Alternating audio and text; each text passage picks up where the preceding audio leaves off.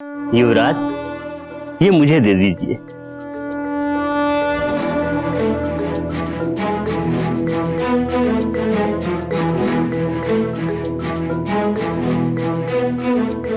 कितना महान बालक है ये।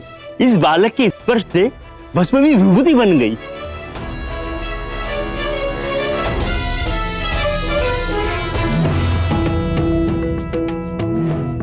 देख रहे हैं आप आपके पुत्र की नवीन लीला।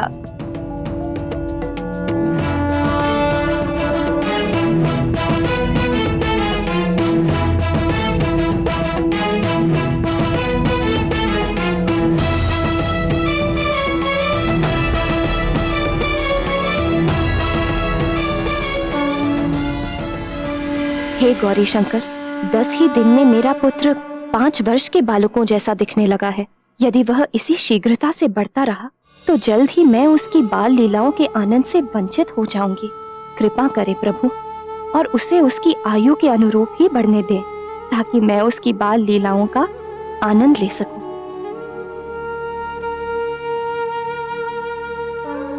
पुत्र के प्रति मैं तुम्हारी भावना समझ सकती हूँ पुत्री अंजना।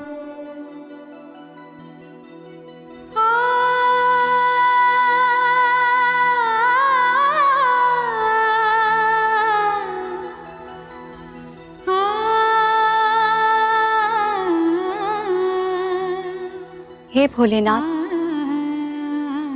अंजना पुकार रही है। हमें उसे उसकी आशा से परे नहीं करना चाहिए।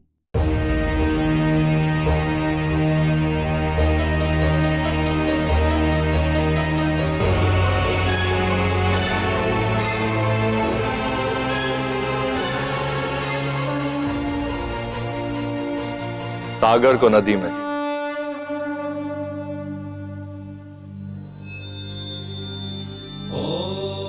और आकाश को तिनके की नोक पर आज तक क्या कोई रख सकता है प्रिय? ओम नमः शिवाय, ओम नमः शिवाय। किंतु अंजना की चिंता भी तो समझिए प्रभु। मारुति और श्री राम के मिलन में अभी समय है, और यदि इसी गति से मारुति के आकार में वृद्धि होती रही तो श्री राम से मिलने तक उनके जीवन का उद्देश्य क्या होगा?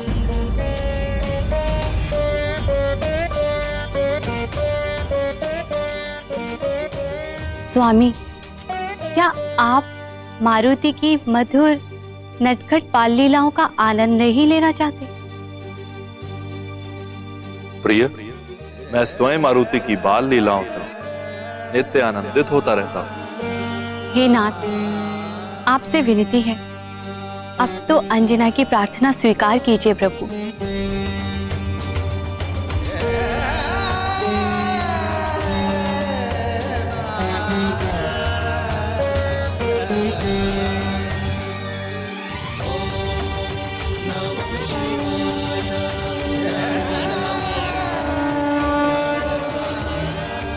धन्य हो प्रभु। महादेव भोलेनाथ के आशीर्वाद से प्रार्थना स्वीकार होने के बाद जितनी प्रसन्नता अंजना को मिली थी, उतना ही सुख मेरी बहन पार्वती और अन्य सभी देवी देवताओं को भी मिला था।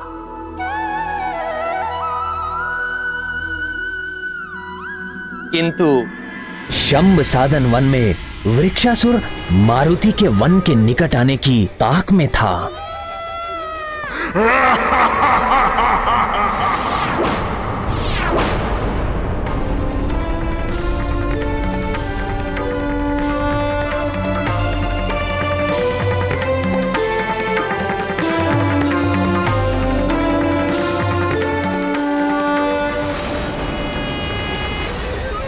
जैसे ही तेरे पांव मेरी छाया पर पड़ेंगे तो समझ लेना तुझे मैंने अपने वश में कर लिया है, और तब तुझे मेरा ग्रास बनने से कोई नहीं बचा पाएगा।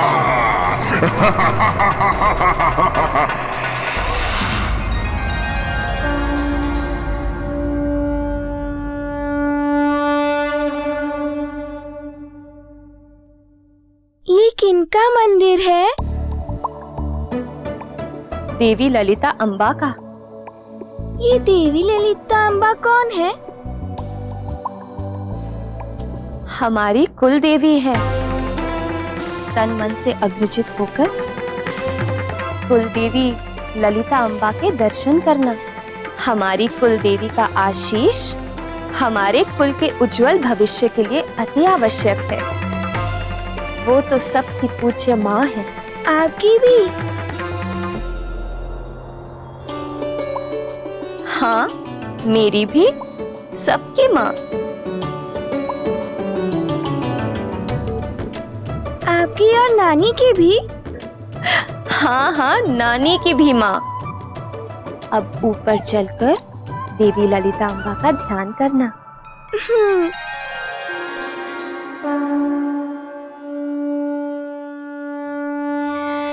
देवी ललिता अम्बा बहुत शक्तिशाली है ना माँ?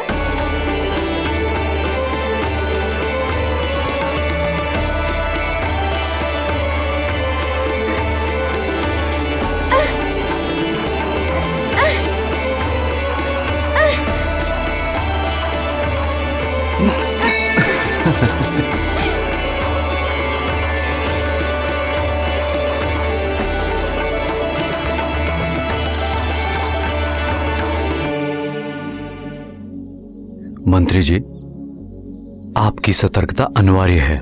पूरी तरह चौकन्ना रहिए। महाराज, हम पूरी तरह से सतर्क हैं। आप आश्वस्त रहिए। वन में खड़ा दुष्ट, चालाक व कपटी वृक्षासुर शंभ साधन वन और सुमेरु राज्य की सीमा के बीच हुए समझौते का उल्लंघन तो कर ही रहा था, वो भी बड़ी चालाकी से। केसरी भली भांति जानते थे कि चालाक वृक्षासुर कभी भी अपना कपटी रूप दिखा सकता है, अतः उन्होंने सभी को सतर्क रहने की चेतावनी दे रखी थी। हाथ से निकला खेत पुनः चंगुल में आ रहा है। घात लगाकर पकड़ूंगा, बचकर जाने नहीं दूंगा। मैं और मेरे सारे सैनिक चारों ओर से सतर्क हैं। आप निश्चिंत होकर कुल देवी के दर्शन कीजिए महाराज। पर इस जगह की शांति को देखकर अभी तक तो वृक्षासुर के अतिक्रमण का आभास नहीं हो रहा है। जी महाराज।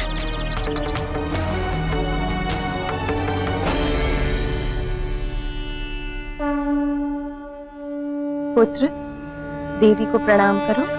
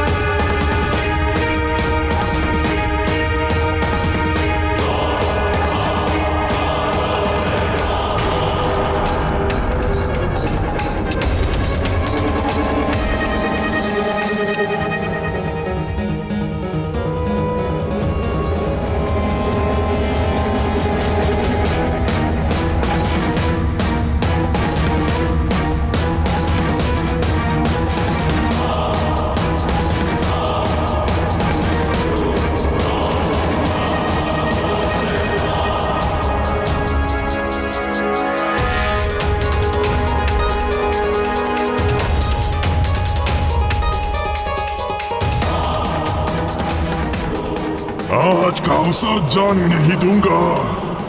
आज अपने पिता की मृत्यु का बदला अवश्य लूंगा।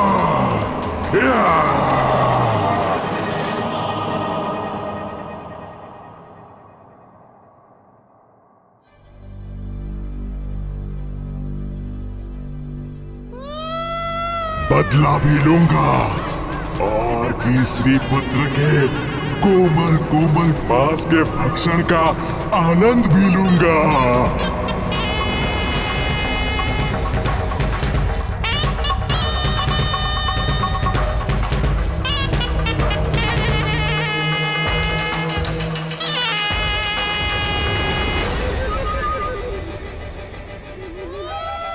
मारुति अंततः सुमेरु और शंभ साधन वन के सीमा के घेरे के निकट पहुंच जाता है।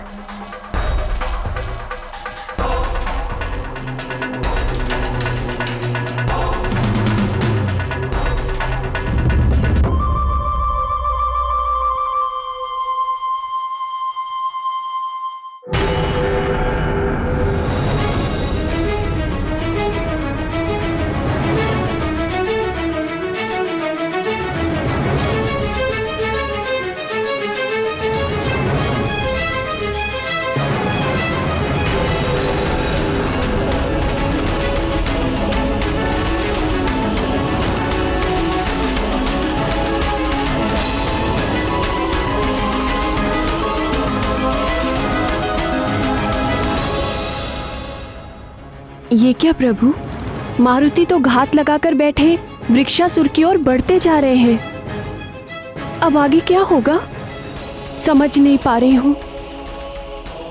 ये भ्रम है। आज तक जिसने सदा दूसरों के संकट हरे हो, उस संकट मोचन मारुति को कोई दुराचारी कैसे अपने चंगुल में ले सकता है भला?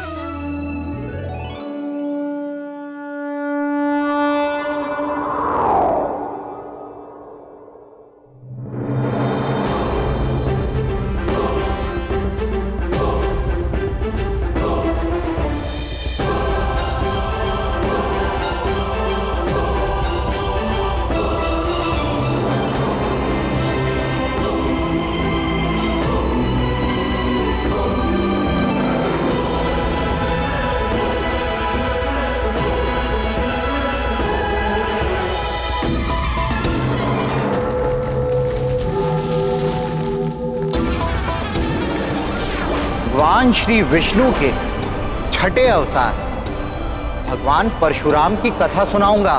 परशुराम की कथा सुनाऊंगा। भगवान परशुराम की कथा सुनाऊंगा। परशुराम परशुराम परशुराम।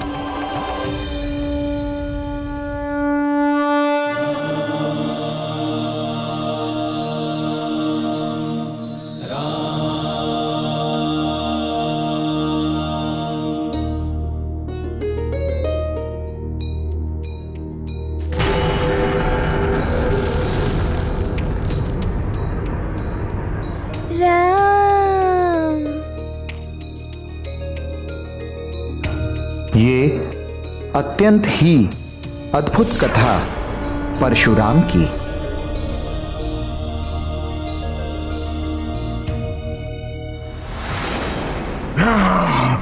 ऐसे कैसे संभव हुआ? कैसे निकल गया हाथ से? किंतु कथा सुनाने से पूर्व मुझे बताओ कि भगवान श्री विष्णु का त्रिअक्षरी मंत्र किस किस को स्मरण है? सुषेण तुम कहो। हरिओम। उत्तम, अति उत्तम। अब बताओ भगवान श्री विष्णु का अष्टाक्षरी मंत्र किस किस को स्मरण है?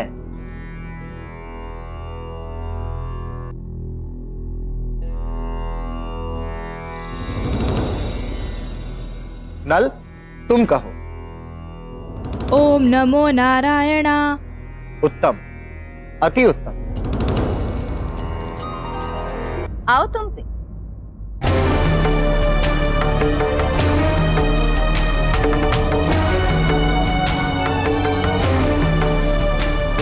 महाराज,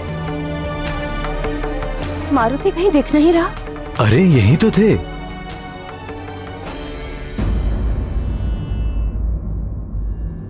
अब बताओ, भगवान श्री विष्णु का द्वादशाक्षरी मंत्र किसे स्मरण है?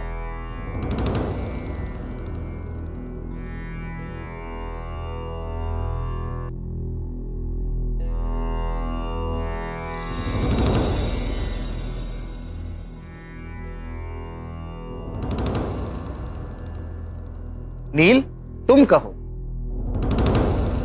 ओम नमो भग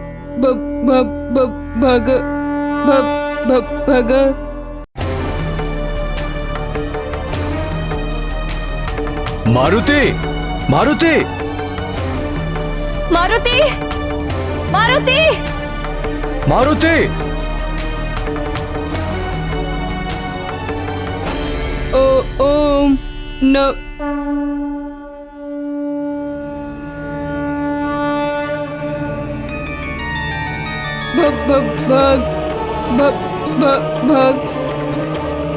ओम नमो भगवते वासुदेवाय।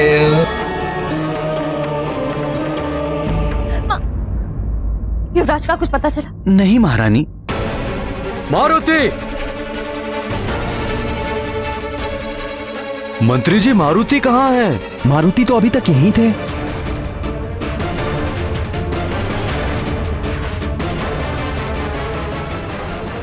ओम नमो वासुदेवाय नमः।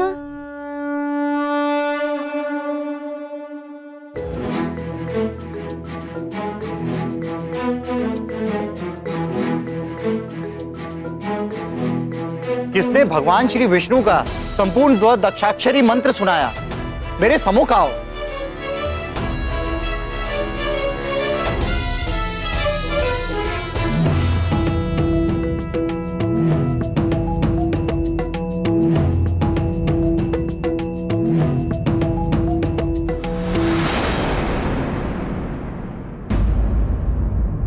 हृदयनाथ, द्वादशाक्षरी मंत्र तो मारुति ने देवी सरस्वती के मुख से गर्भ अवस्था के समय ही सुन लिया था और वह मंत्र मारुति को पूरा पूरा स्मरण था।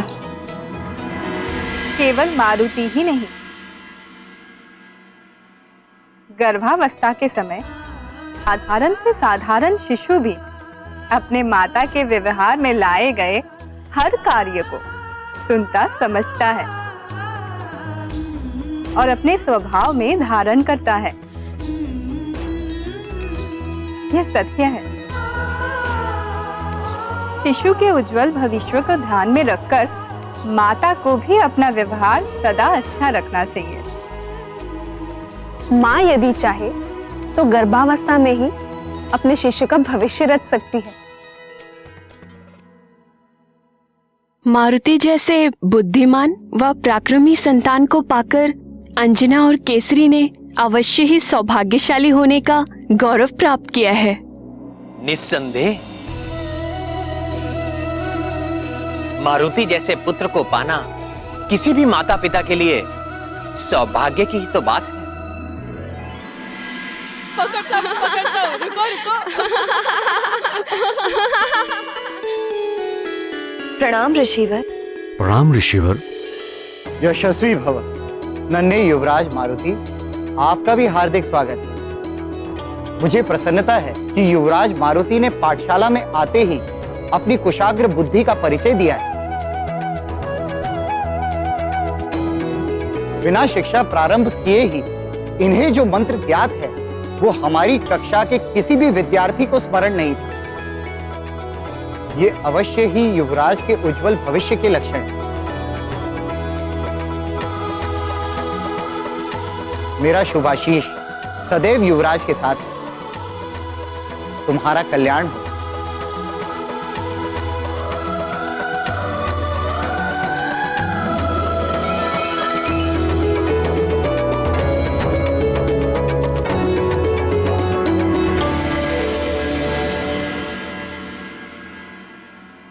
माँ, ये पाठशाला क्या होती है? पाठशाला विद्या का मंदिर होता है, जहाँ शिक्षा और ज्ञान की बातें बताई जाती हैं।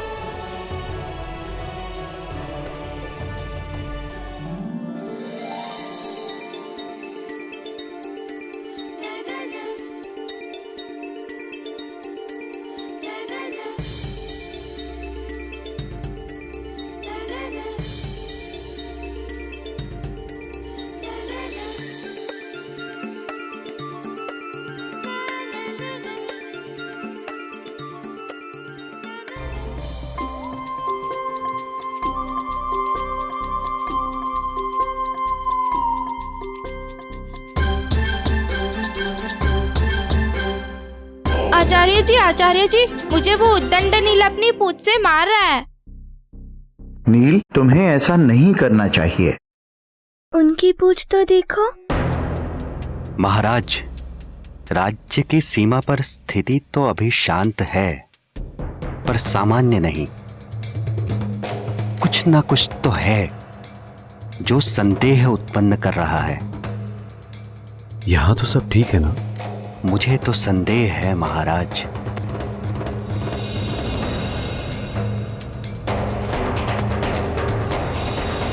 आपसे एक निवेदन करना चाहता हूं। निवेदन नहीं, आदेश दीजिए, हमें प्रसन्नता होगी। सुरक्षावश यदि आप बच्चों की पाठशाला की कक्षा राजभवन की वाटिका में लगाएं और वहीं पाठ पढ़ाने की कृपा करें तो ये राज्य की सुरक्षा के हित में रहेगा।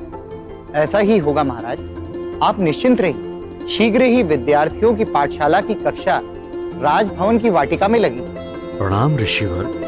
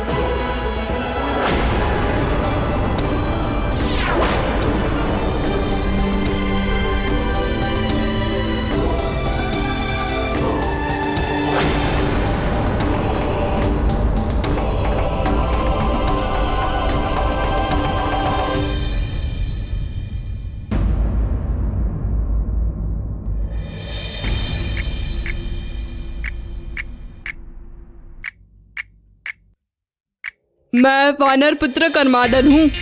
मेरे पास भी पूंछ है और निसंदेह तुम्हारी पूंछ से लंबी है। वह भाई क्या बात है, तुम्हारी पूंछ तो तुम्हारा ही सारा कहा मानती है। वह वानर ही क्या जिसकी पूंछ उसके वश में ना रहे।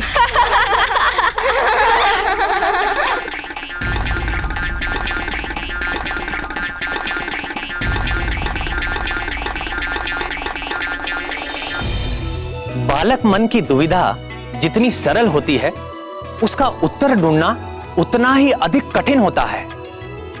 मारुति के साथ भी अब कुछ ऐसा ही होने वाला था। उनका मन अब व्याकुल था।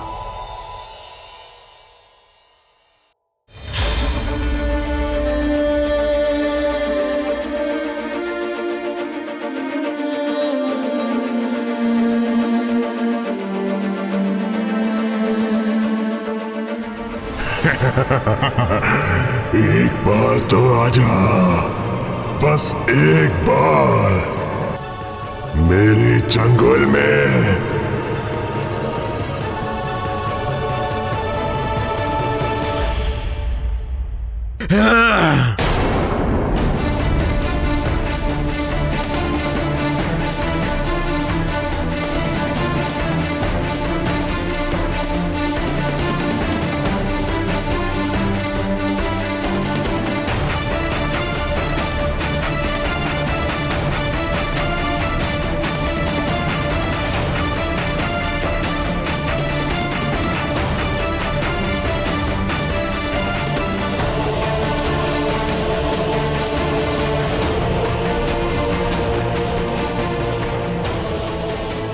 हमारी संतानें ही हमारा भविष्य हैं। मंत्री जी, पाठशाला के बालकों के लिए शीघ्र ही भवन के प्रांगण में एक सुरक्षित व्यवस्था कीजिए। जी महाराज। विपरीत परिस्थिति में हमें सतर्क रहना होगा और सुरक्षित भी। मैं शीघ्र ही अपनी देखरेख में सारी व्यवस्था करवाता हूं। आप निश्चिंत रहिए महाराज।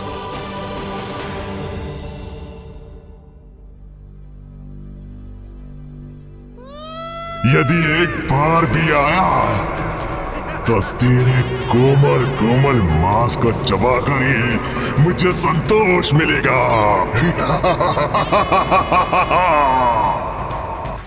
प्राण वल्लभ, कौन थे वे साधारण वानर बालक जिन्हें केसरी वृक्षासुर की पहुंच से दूर रखने का प्रयास कर रहे थे? हाँ प्रिय, वो सभी वानर बालक साधारण नहीं थे। वो तो भिन्न भिन्न देवताओं के अंश थे, जो मेरी ही आज्ञा से उन्हीं देवताओं के द्वारा पृथ्वी लोक पर भेजे गए थे। देवताओं के अंश? आपकी आज्ञा से? ऐसी क्या आवश्यकता आ पड़ी थी प्रभु? हाँ प्रिय, आवश्यकता तो आ ही पड़ी थी। बात उस समय की है जब अत्याचारी रावण के आतंक से दुखी और त्रस्त होकर ब्रह्मदेव के साथ सभी देवता, यक्ष, गंधर्व और भूदेवी वैकुंठ लोक में मेरे नारायण स्वरूप से मिलने आए थे। तब मैंने ही उन देवताओं को अपने रामावतार के समय अपने अपने अंश को पृथ्वी लोक पर भेजने की आज्ञा दी थी। हे प्रभु, क्या उस आतताई से हमें कभी मुक्ति नहीं मिल पाएगी? आप निराश न हो ब्राह्मण। मेरी प्रतिज्ञा है कि जब जब गौ माता, विप्रजन, संत समुदाय और देवताओं पर विपत्ति आएगी, जब जब अविश्वास, अनाचार और अधर्म की वृद्धि होगी और धर्म की हानि होगी, जब भक्त मेरा उपहास करेंगे, मेरी भक्ति को अंधविश्वास समझेंगे, तब मैं सज्जनों की रक्षा के लिए और दुर्जनों के विनाश के लिए यज्ञ की वैदिक मर्यादा और धर्म की स्थापना के लिए मैं अवतार लूंगा। अहंकार सदैव पतन का कारण होता है। रावण के भी विनाश का कारण उसका अहंकार बनेगा, क्योंकि शीघ्र ही मैं मनुष्य रूप में अवतार लेकर दुराचारी रावण का वध कर दूंगा। हे पुरुषोत्तम, हमें क्या करना होगा? आदेश दीजिए प्रभु। आप सब भी पृथ्वी पर अपने अपने अंशों से वानर कुल और ऋक्ष कुल में अवतार लीजिए। समय आने पर रावण के विरुद्ध धर्म युद्ध में मैं आपकी सहायता लूंगा। मेरा ये अवतार मर्यादा पुरुषोत्तम के नाम से प्रसिद्ध होगा। अच्छा नाथ, उन देवताओं ने किस किस रूप में अपने अंश को पृथ्वी पर भेजा? प्रिय, राम कार्य में सहायता के लिए ब्रह्मदेव के पुत्र प्रिय जामवंती के पिता और मेरे ससुर ऋक्षराज जामवान तो पहले से ही पृथ्वी पर उपस्थित थे, और महादेव शिव ने भी अपने अंश को अंजनी पुत्र मारुति के रूप में इस धरती पर भेजकर हम सबको धन्य कर दिया था। हम सबको यह जानना आवश्यक है, और इनके अलावा पृथ्वी लोक पर देवताओं के दिव्य और सुंदर अंश के रूप में अग्निदेव से नील, विश्वकर्मा से नल, धन कुबेर से गंधमादन, चंद्रदेव से दधिमुख, वरुण से सुषेण, और सुषेण को धनवंतरी जी का भी विशेष आशीर्वाद प्राप्त था, और ऋक्षराज को वरदान में मिले 2 पुत्रों में से सुग्रीव सूर्यदेव का अंश था और वाली इंद्रदेव का।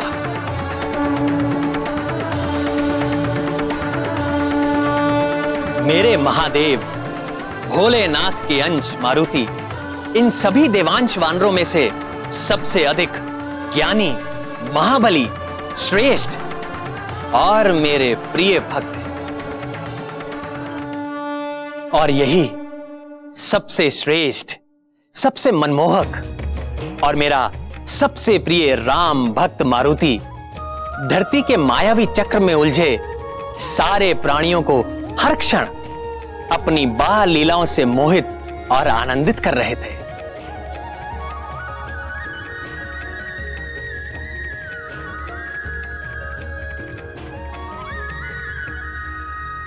और वृक्षासुर मारुति को जकड़ने हेतु व्याग्र हो रहा था।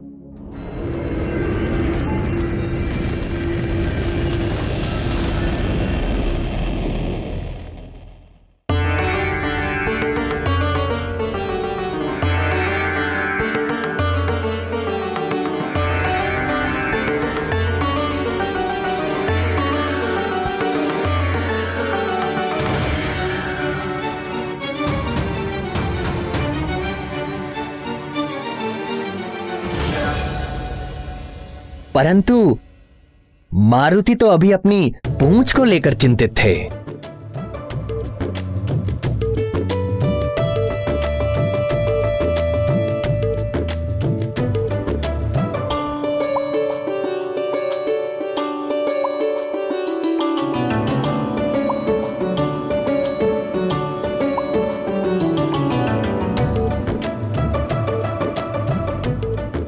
उनकी पूंछ तो देखो, उनकी पूंछ तो बड़े काम की है।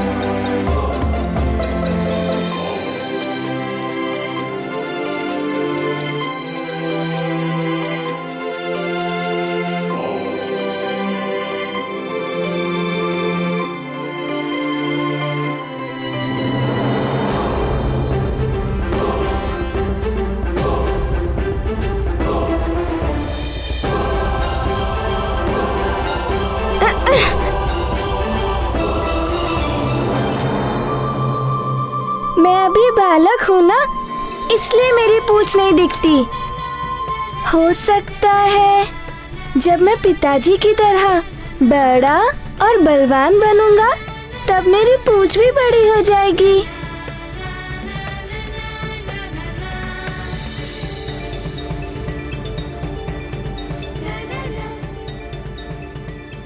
पर आश्रम में तो वानर अभी बालक थे और उनकी पूंछ भी थी।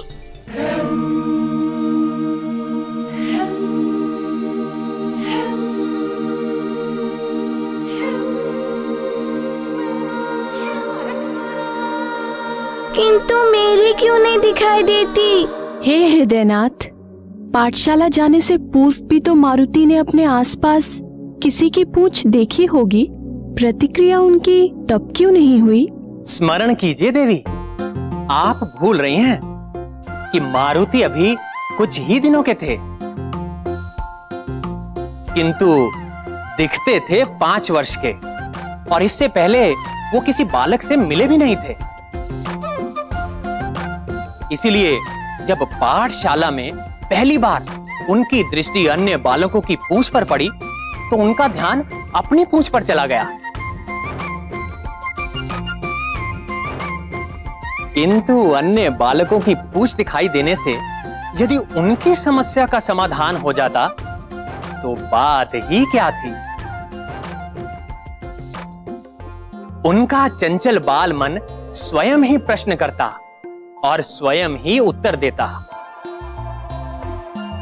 इसी प्रकार प्रश्न और उत्तर के चक्र में उलझकर वो पुनः प्रश्न करने लगे। समझ गया, अवश्य पाठशाला जाने पर ही पूछ मिलेगी। मैं भी पाठशाला जाऊंगा, मुझे भी पूछ मिलेगी। किंतु मैं तो पाठशाला जाता ही नहीं, इसीलिए मेरी पूछ नहीं दिखती।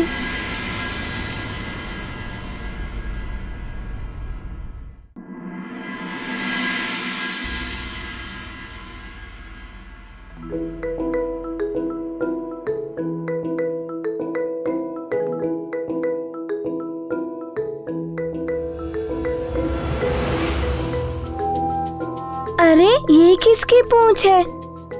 पर ये छाया तो मेरी है।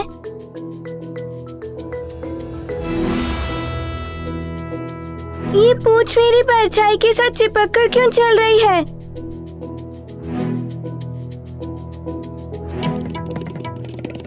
क्या कोई मेरे साथ चालाकी कर रहा है?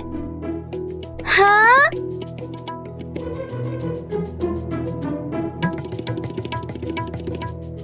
यहाँ तो दिखाई दे रही है, पर घूमकर देख रहा हूँ तो नहीं दिख रही है।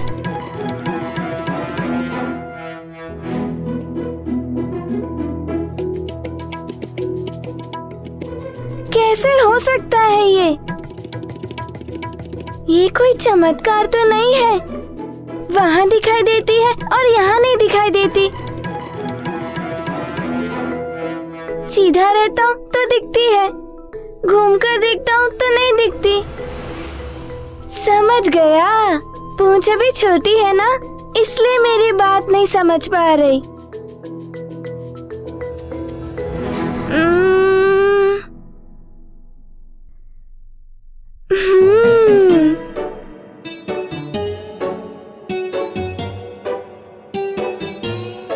अरे पूंछ तो छुप गई। कभी आती है, कभी छुप जाती है। अवश्य कोई मेरे साथ नाटक कर रहा है। कौन मेरे साथ नाटक कर रहा है? किसने मेरी पूंछ को छुपाया? बालक जानकर ही कोई नाटक कर रहा है मुझसे।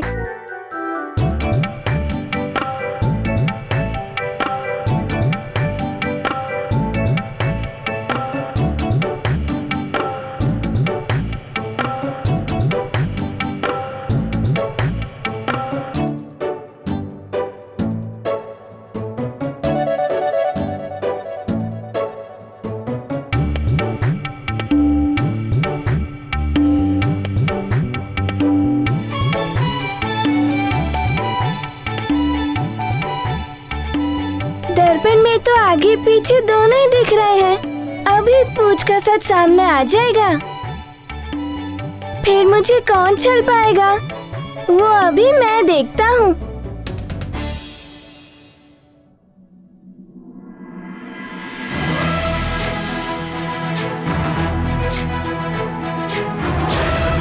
ज्ञान गुण सागर जय कपीस दिवलोक उजागर। जय हनुमान ज्ञान गुण सागर जय कपीस दिवलोक उजागर। दूत अतुलित बल धामा अंजनी पुत्र पवन सुत नामा। महावीर विक्रम बजरंगी कुमति निवार सुमति के संगी। जय हनुमान ज्ञान गुण सागर जय कपीस दिवलोक उजागर। जय पवन तनय संकट। अरे मेरी पूंछ तो मुझसे ही जुड़ी हुई है। अब तक जो मैं देख नहीं पा रहा था, मेरी पूंछ मुझसे जुड़ी हुई थी। राम लखन